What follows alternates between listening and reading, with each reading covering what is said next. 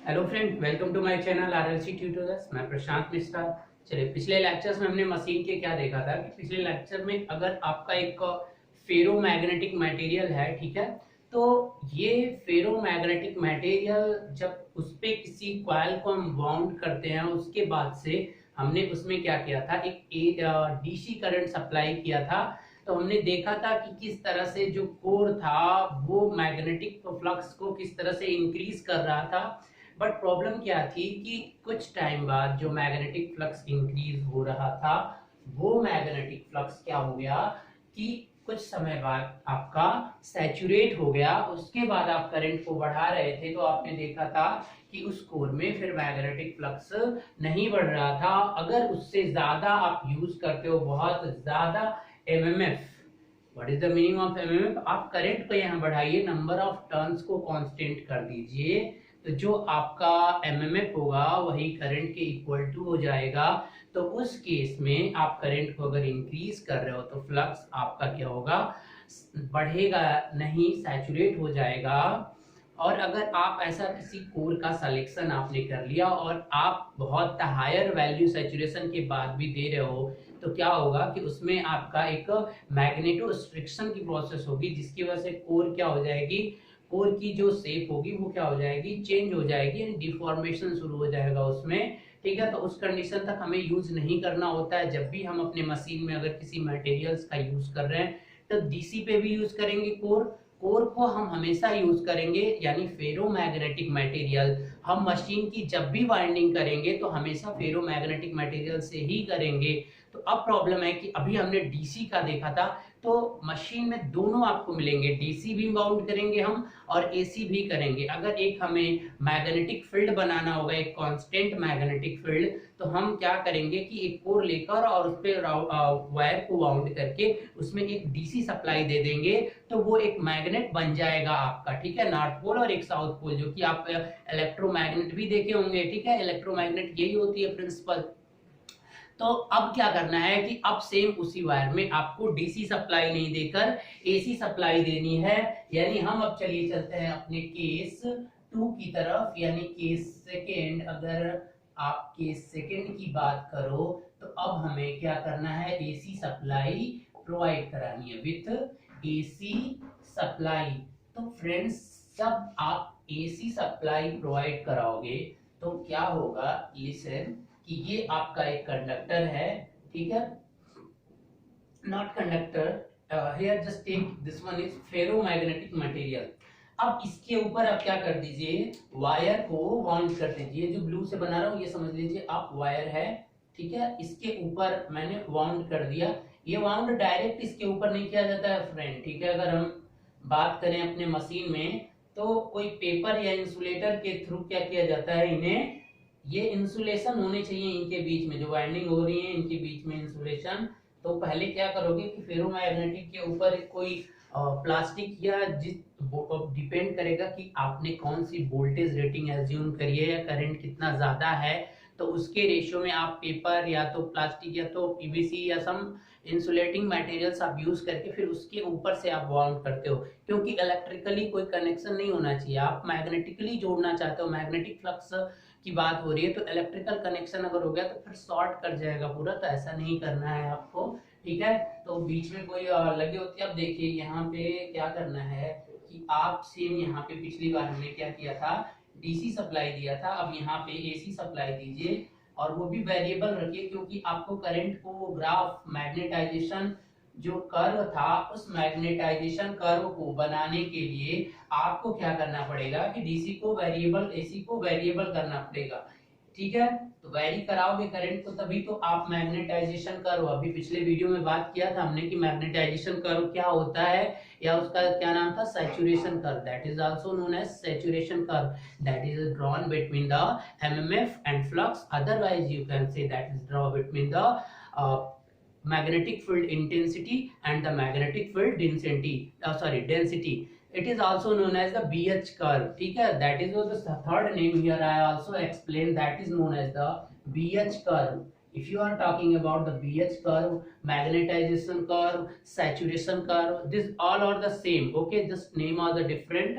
So Now start to increase the current. This one is I. Now here the supply, in previous case DC supply, here this supply is going to first half cycle peak and then going to half a peak in negative cycle. That source is not same as previous. So what happened in this case, if we draw, now see here I also draw a piece of ferromagnetic material to the internal construction of that, like this one. You have already know here some okay, this one is known as the ferro domains. Okay, now here I am drawing the BH curve. This one is MMF, or you can write here also H, and this y axis is denoted with the, if you taking here MMF, then you should take here, just I am changing here the color because you can understand. Don't do this one here like H and here you just put B. Don't like do this. Here you should provide MMF, then here you have to provide what? MMF, then it one is flux, or if you taking this x-axis as a intensity, then you have to must here the density.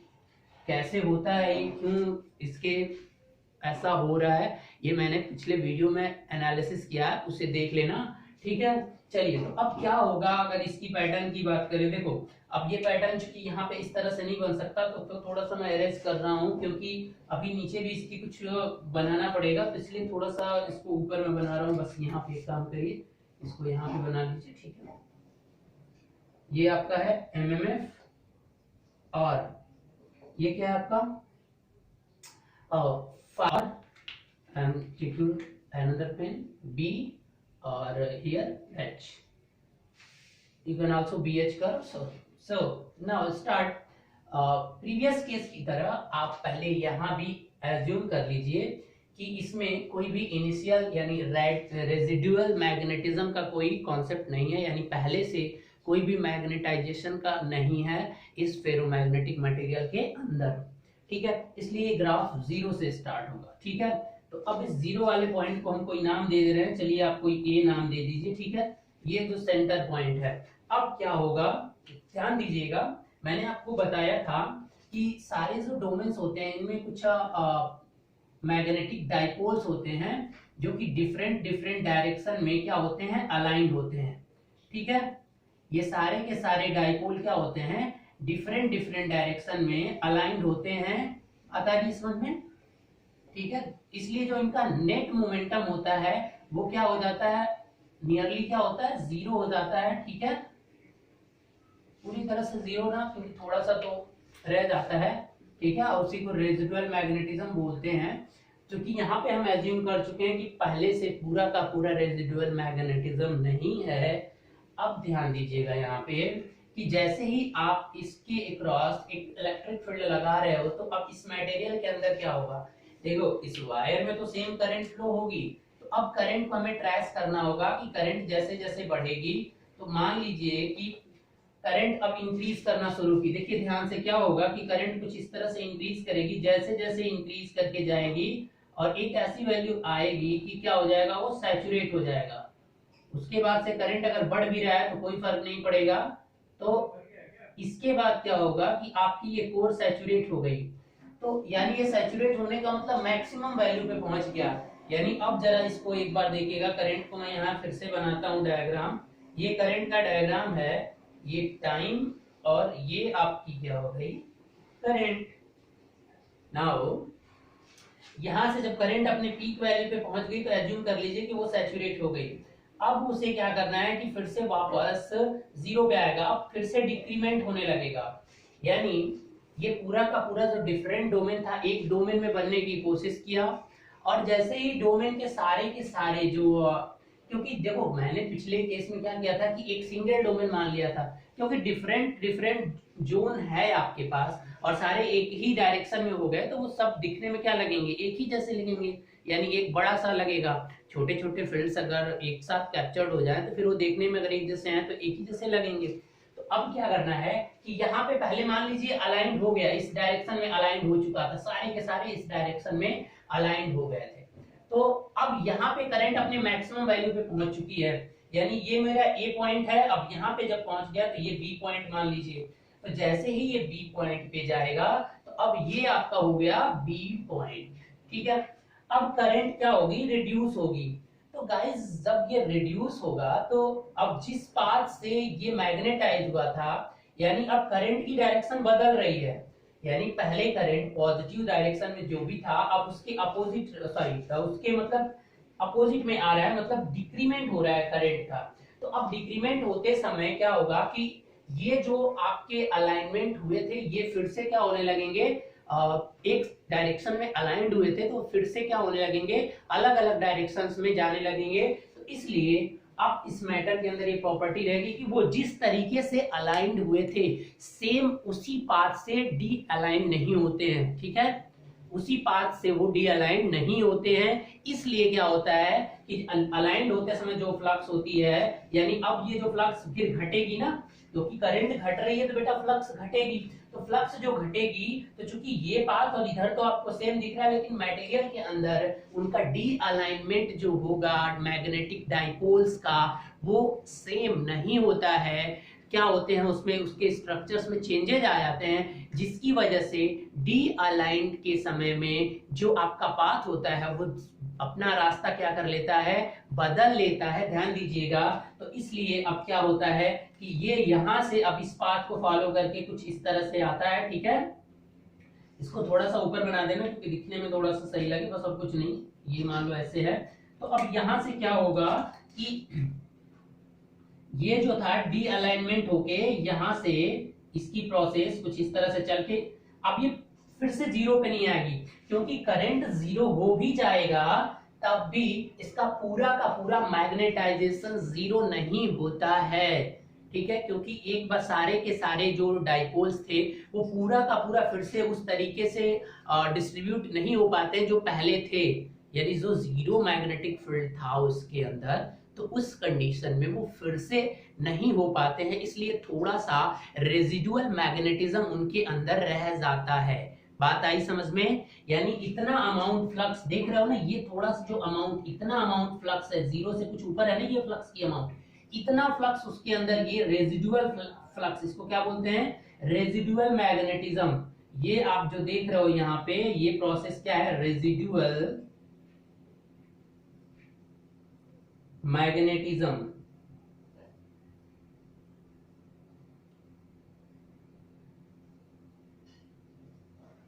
ठीक है बेटा। Residual magnet यानी residual flux या residual field जो भी बोल लो, ये उसके अंदर इतना रहेगा, ठीक है। अब देखिए ध्यान से देखिएगा कि अब ये इस रास्ते से गया था, लेकिन जब करंट बी से सी तक पहुंचा, मान लीजिए इसका कोई और नाम रख दीजिए सी, तो इसका नाम सी रख दीजिए, सी, ठीक है। अब देखिए अब क्या होगा इसके बाद, अब हम देखते हैं कि अब ये फिर से करंट नेगेटिव डायरेक्शन में फ्लो हो रही है। ये आपका सी पॉइंट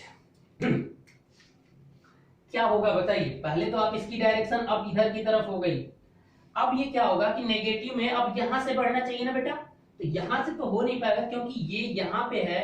तो इसको अपने जीरो तक पहुंचने के लिए यानी आपको कुछ एक्स्ट्रा वर्क डन अब आपको नहीं करना, वो ऑटोमेटिकली सप्लाई से कर लेगा।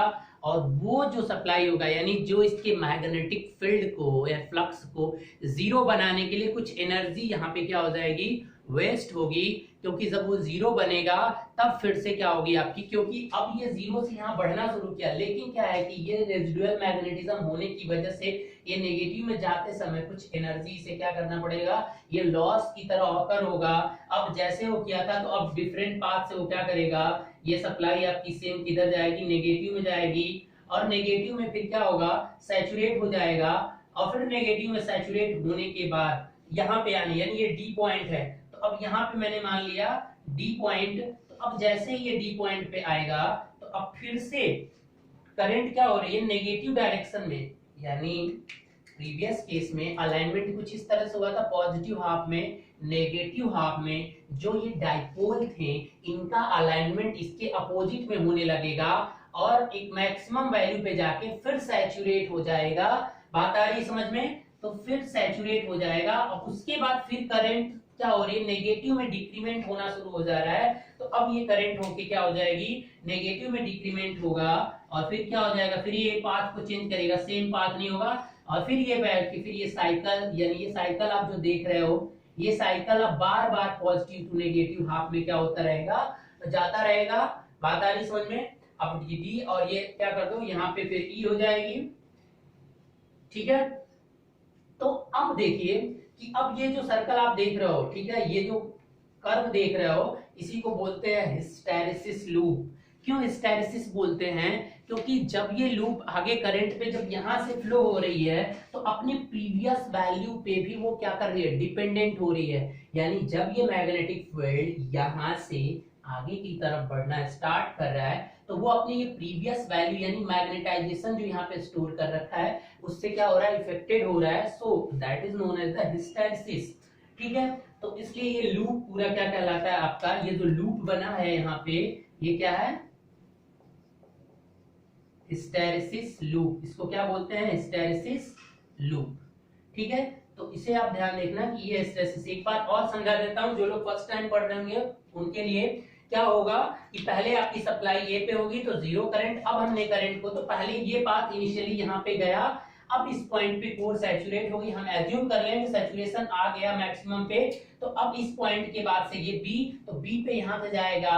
अब जैसे ही करंट डिक्रीमेंट होने लगेगा तो इसका मतलब जो अलाइंड हुए थे डाइपोल्स वो फिर से रीओरिएंटेड होने लगेंगे। एक डायरेक्शन में किसी ने फोर्स लगाया था तो वो एक डायरेक्शन में सेट हुए थे, अब फिर बाकी सारे तितर बितर होने लगे। तो अब क्या होगा कि वो जो अब फिर से तितर बितर हुई, जैसे एक भीड़ थी, कोई किसी ने फोर्स करके रैंडमली एक लाइन में क्या कर दिया, अरेंज कर दिया। अब जैसे ही वो फोर्स क्या होने लगा, फिर कम होने लगेगा। तो ये जरूरी नहीं है कि जिस तरह पहले लोग, let us assume an example कि बहुत सारी पब्लिक है वो रैंडमली है, एक फोर्स लगाया मैंने, यानी किसी तरीके से मैंने एक लाइन में सबको अरेंज कर दिया।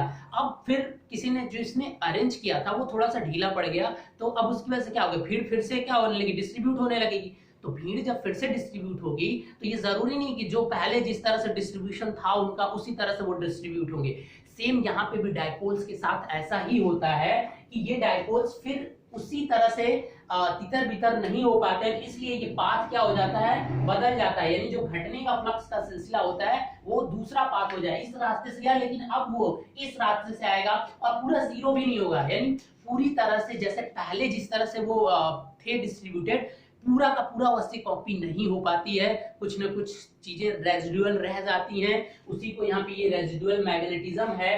और ये फिर जो होगा नेगेटिव में, तो अब इतना फोर्स ये बोला जाता है, ये कोरोसिव फोर्स, यहां से यहां तक की अमाउंट को क्या बोला जाता है, ये देख रहे हो, ये बोला जाता है कोरोसिव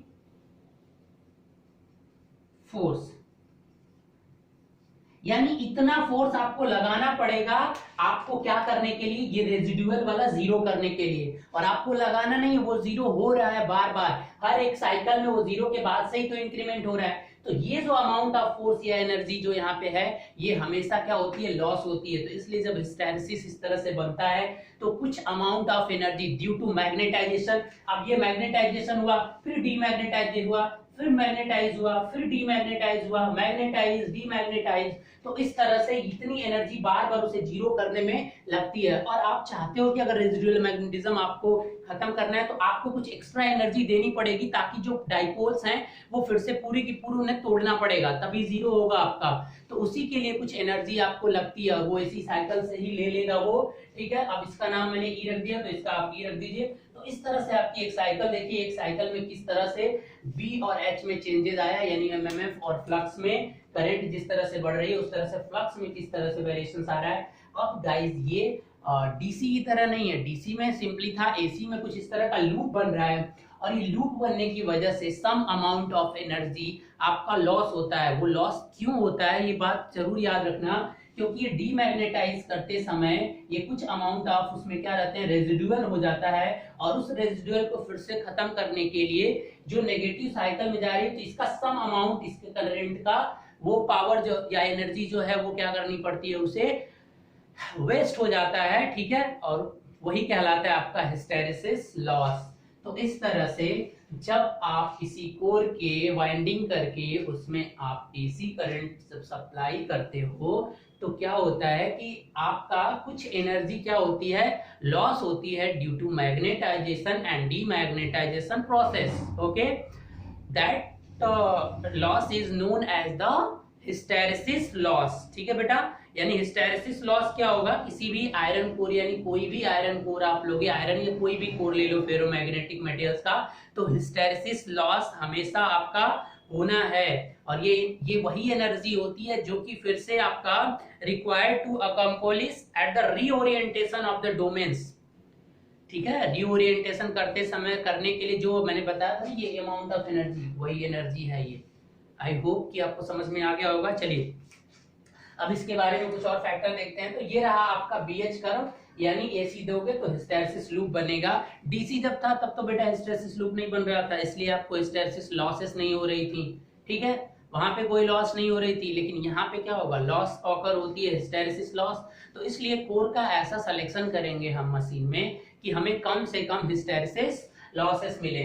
ठीक है, तो चलिए अब हम बात करते हैं कि ये वेरीफाई कैसे होगा, यानी जो एनर्जी यहाँ पे लॉस होगी due to magnetization and demagnetization. अब हम बात करते हैं वो एनर्जी लॉस कौन सा होगा,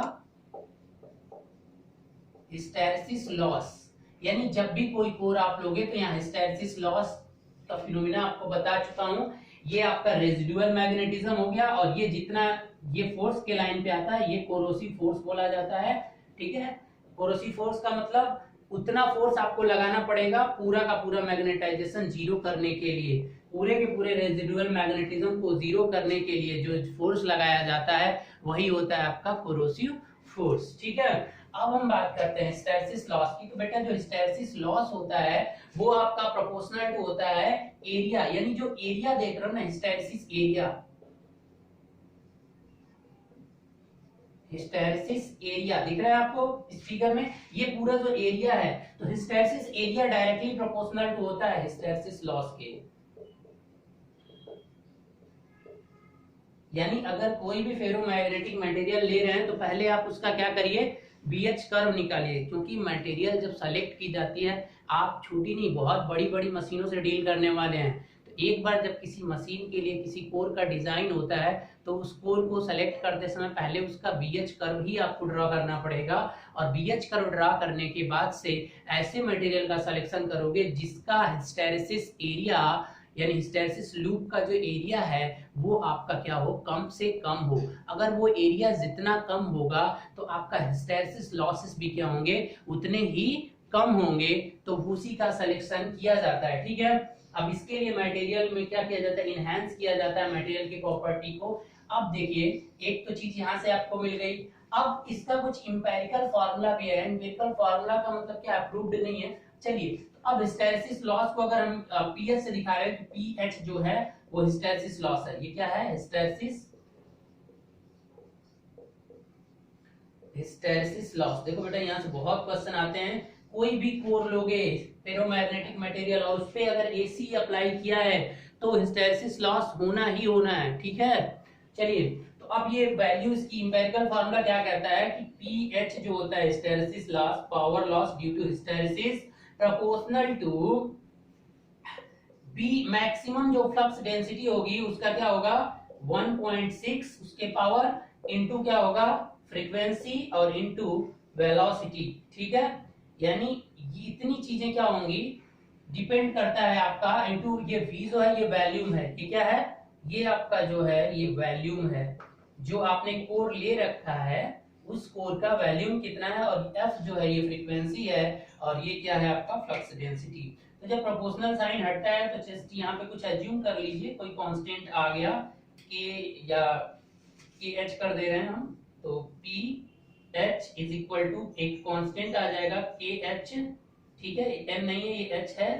ठीक है, तो अब इनटू क्या हो जाएगा bm का sorry power 1.6 into f into v। समझ में आ गया?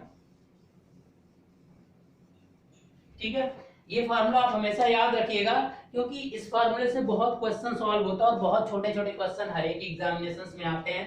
तो चलिए गाइस, अब हम चलते हैं अगले कुछ।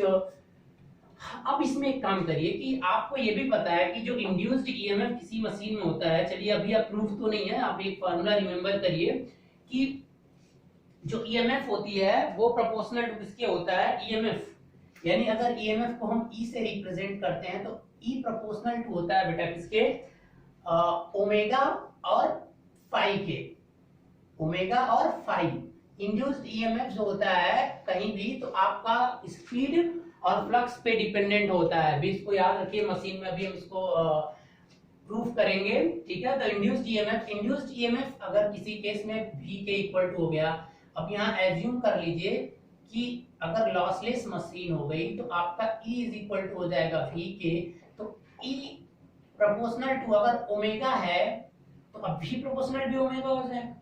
अब ओमेगा तो हो गया, फाई की जगह B भी लिख सकते हो, क्यों, क्योंकि फाई प्रोपोर्शनल टू किसके होता है, B के भी होता है, ठीक है। तो फाई की जगह B भी लिख सकते हो, तो B की जगह मैक्सिमम भी यूज कर लो, कोई प्रॉब्लम नहीं है, ठीक है। तो अब अगर ओमेगा कांस्टेंट हो, इफ स्पीड है, ओमेगा क्या है, स्पीड अगर कांस्टेंट हो तो क्या हो जाएगा, यहां से v is equal to something constant k use कर लो और क्या हो जाएगा, bm, ठीक है। तो अब यहां से आप क्या लिख सकते हो, bm इज इक्वल टू क्या हो जाएगा, bm की जगह अगर स्पीड को कांस्टेंट मत करिए, दोनों को वैरी ही रखिए, ठीक है। चलिए, तो अगर ओमेगा है तो इसको v proportional to frequency into bm भी कर सकते हो। तो अब यहां से bm इज इक्वल टू क्या लिख सकते हो, v बाई f, और कोई कांस्टेंट आ रहा है तो उसे फॉरवर्ड करो, यानी v इधर और f को इधर ट्रांसपोज कर दो।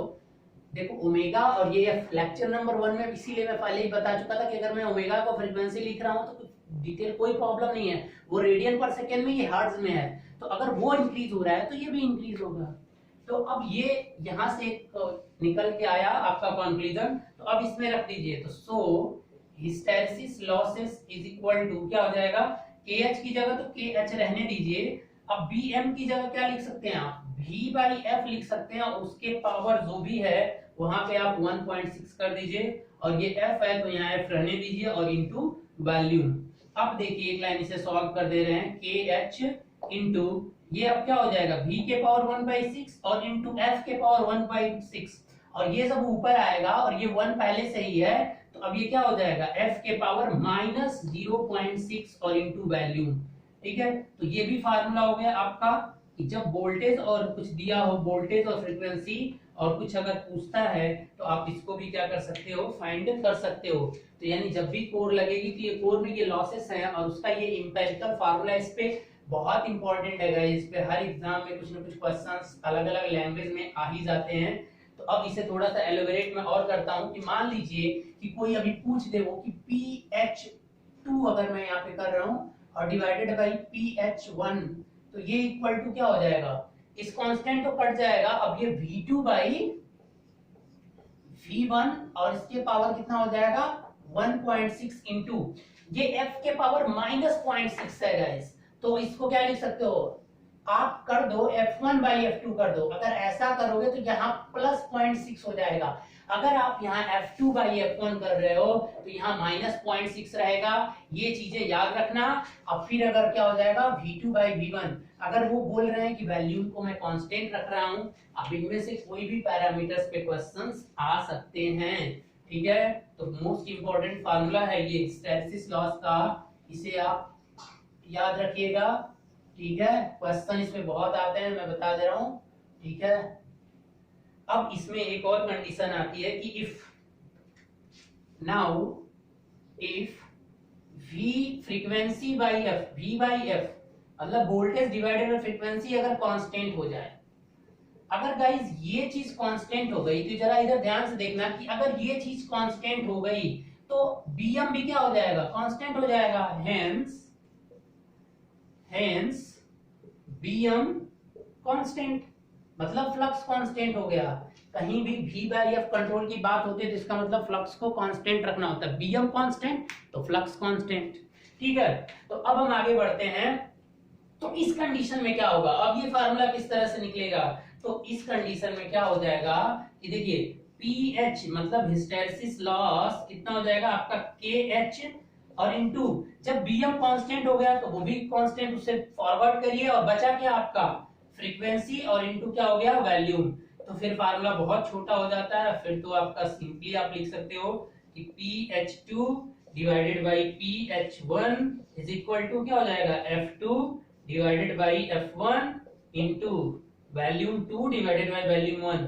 अगर वही मटेरियल है तो फिर तो वॉल्यूम सेम ही रहना है, तो इसलिए वॉल्यूम का कहीं जिक्र नहीं होता। अगर वॉल्यूम मटेरियल चेंज नहीं तो इसको V2 बाई V1 कभी ये आता नहीं है जनरली, मैंने लिख तो दिया यहाँ पे, इसे इरेज कर देना कभी।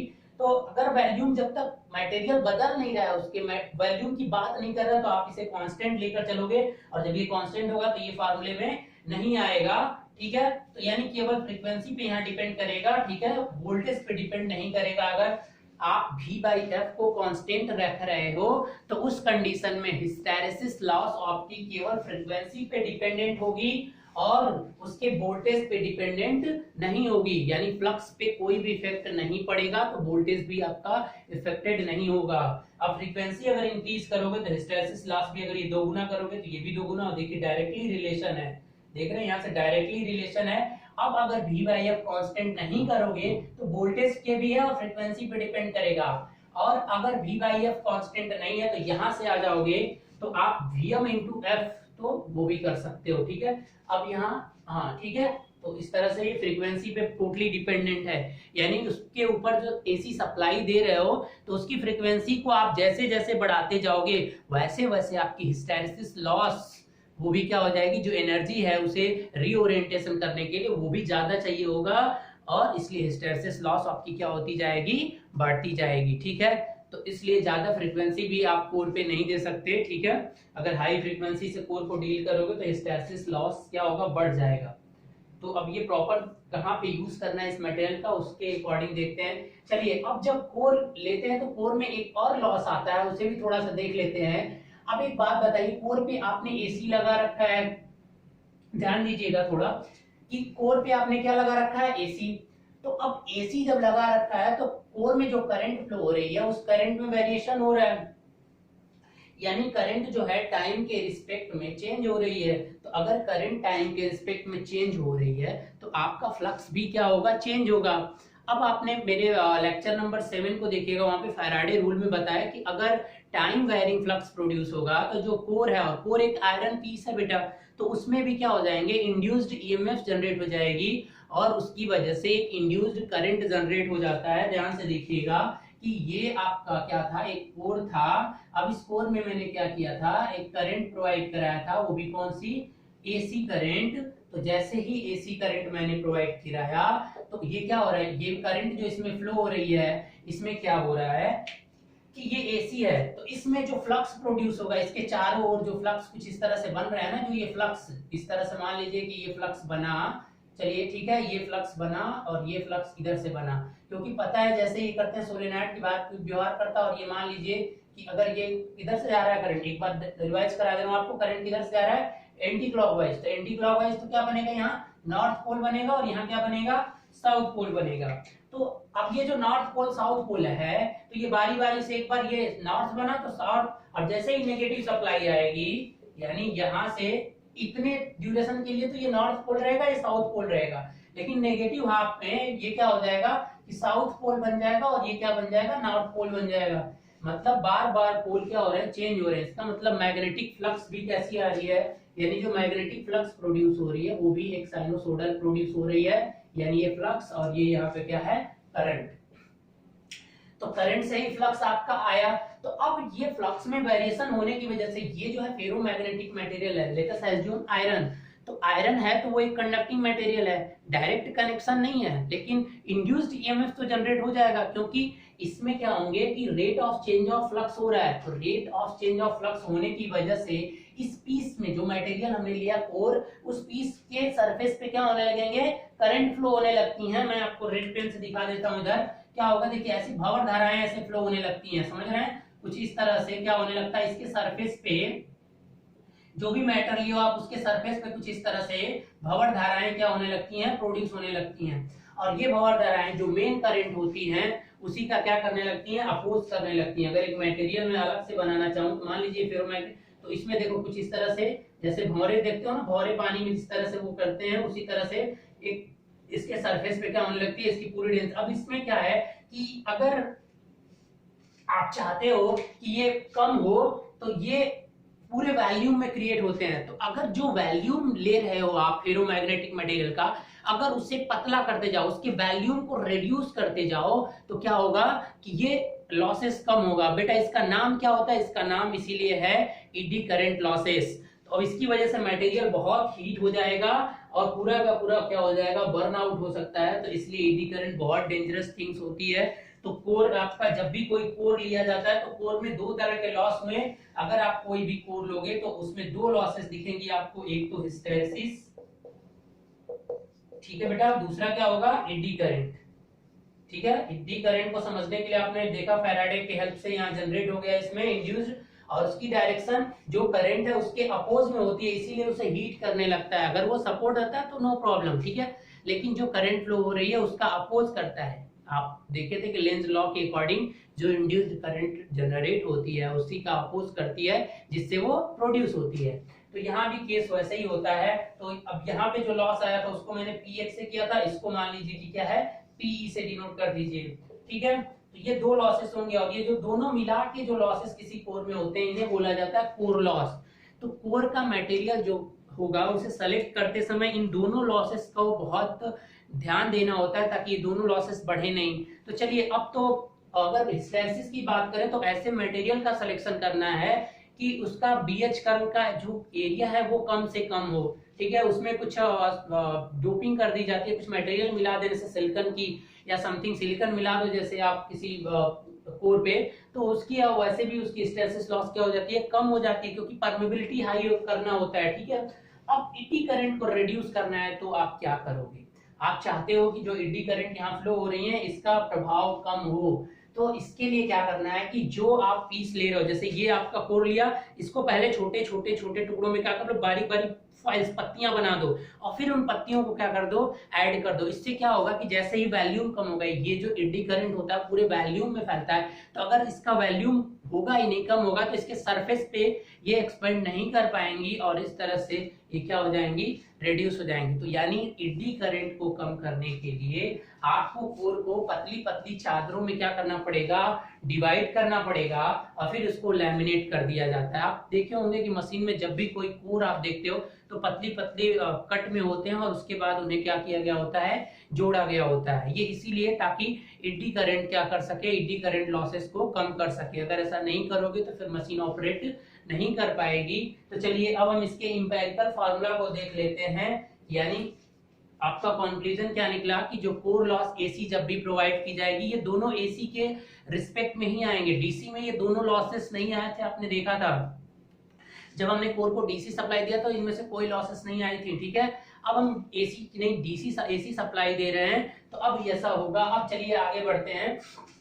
अब हम एडी करंट लॉसेस का इंपेरिकल फार्मूला देख लेते हैं, जैसे अपने हिस्टैरिसीस लॉसेस का देखा था। तो इसका इंपेरिकल फार्मूला जो है उसकी हम बात करें तो ध्यान से देखिएगा। यहाँ पे जो फार्मूला पहले आएगा पीई आपका प्रोपोर्शनल टू क्या होता है कि बीएम, इसके स्क्वायर होता है यहाँ पे, और इनटू फ्रीक्वेंसी का स्क्वायर इनटू थिकनेस का स्क्वायर इनटू, ये थिकनेस पे भी डिपेंड करती है क्योंकि अभी मैंने आपको बताया था कि थिकनेस आप कम कर देते हो, देखो हिस्टैरिसीस लॉस कम हो जा रही है, और वो भी स्क्वायर पे। थिकनेस को दोगुना कम करोगे तो हिस्टैरिसीस लॉस क्या हो जाएगा, दोगुना कम, 4 गुना कम हो जाएगा। थिकनेस दोगुना बढ़ाओगे तो हिस्टैरिसीस लॉस 4 गुना कम हो जाएगा। बात आ रही समझ में, वॉल्यूम पे भी डिपेंडेंट होता है। अब यहाँ से पी अगर कांस्टेंट लेना है तो के कर दो और यहाँ पे क्या हो जाएगा आपका bm स्क्वायर एफ स्क्वायर और टी स्क्वायर इंटू बी। अब आप एक और जानते हो कि b की जगह v बाई एफ लिख सकते हो। bm इज इक्वल टू एक कांस्टेंट और क्या लिख सकते हो, v बाई एफ। तो अब यहाँ से चूंकि कांस्टेंट और ये कांस्टेंट एक साथ ही कर दीजिए तो अब क्या हो जाएगा, pe इज इक्वल टू, मतलब क्या है कि bm की जगह v बाई एफ रख दीजिए, तो ये ke और ये v स्क्वायर और बाई एफ स्क्वायर और into F square into T square into B. F square से एफ स्क्वायर कैंसिल हो जाएगा। अब Pe इज इक्वल टू क्या हो जाएगा, के ई कांस्टेंट है और वी स्क्वायर इंटू थिकनेस का स्क्वायर इंटू वॉल्यूम, ठीक है। तो ये फार्मूला आपका हो गया। तो एडी करंट लॉस देखिए यहाँ पे फ्रीक्वेंसी पे डिपेंडेंट नहीं हो रही है, केवल वोल्टेज के स्क्वायर पे क्या करे डिपेंडेंट हो रही है। अब एक और केस यहाँ पे आएगा कि अगर आप v बाई एफ को कांस्टेंट कर दीजिए, तो जैसे ही आप v बाई एफ को कांस्टेंट करेंगे तो आपका फ्लक्स कांस्टेंट हो जाएगा। मतलब क्या है कि अब केस 2 में if v by F is equal to क्या हो गया आपका कांस्टेंट हो गया, तो यानी कि आपका फ्लक्स कांस्टेंट हो गया, ठीक है। फ्लक्स कांस्टेंट होने का मतलब क्या हो गया कि bm कांस्टेंट हो गया, ठीक है। सो bm कांस्टेंट, तो जब bm अगर कांस्टेंट हो गया तो फिर इसको यहां से स्किप कर दीजिए, इस पे डिपेंडेंट ही नहीं कर रहा है। तो उस कंडीशन में p क्या हो जाएगा, p इज इक्वल टू के ई और F square T square into volume, ठीक है। तो गाइस ये दोनों फार्मूला आप याद रखिएगा। ये कब, ये नॉर्मल जब आपका v बाई एफ कांस्टेंट नहीं है, और ये तब है जब v बाई एफ कांस्टेंट, और ये तब जब v by F not constant, v by F not constant. दोनों पे क्वेश्चंस बहुत आते हैं गाइस, ठीक है। चलिए अब हम बात करते हैं यहां से कि अब ये दोनों मिलाकर कोर लॉस बनते हैं, ठीक है।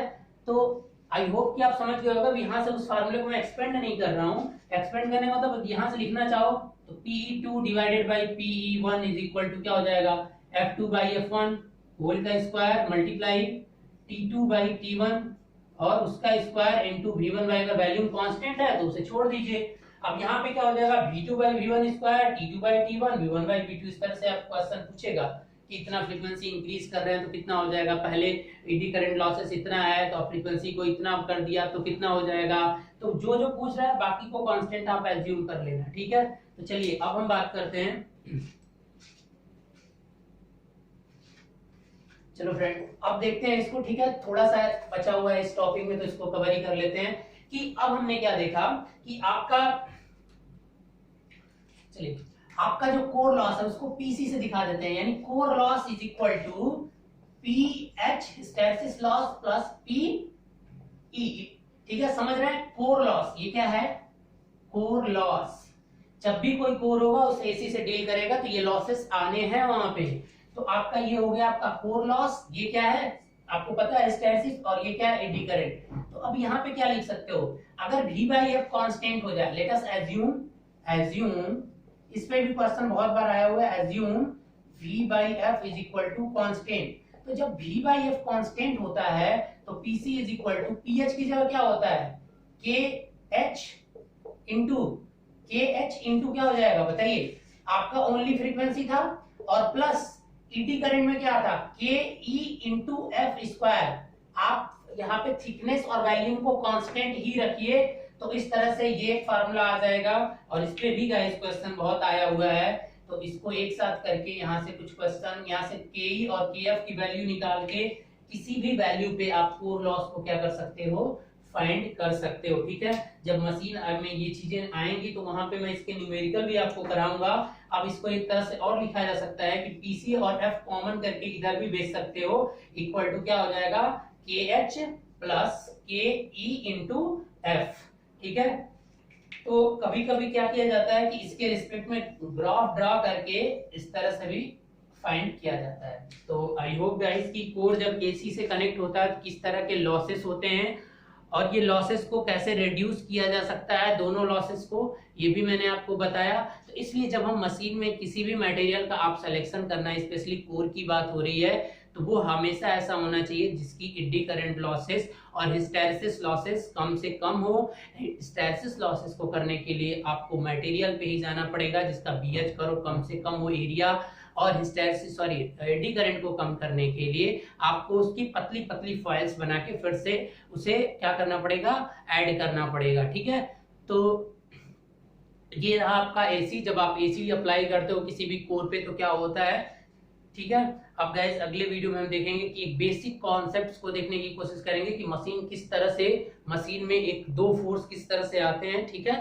चलिए अब गाइस वीडियो को आप ज्यादा से ज्यादा शेयर करते रहिए और लाइक भी करते रहिए, ठीक है। और कोई भी अगर आपको डाउट्स हो तो आप नीचे कमेंट करके पूछ सकते हो, ठीक है। अगली वीडियो में मैं उसको आपको एक्सप्लेन कर दूंगा, ठीक है, क्योंकि आगे बढ़ने से पहले मैं उसे एक्सप्लेन कर दूंगा। तो वीडियो को जितना ज्यादा से ज्यादा हो आप शेयर करते रहिए। Okay guys, thank you.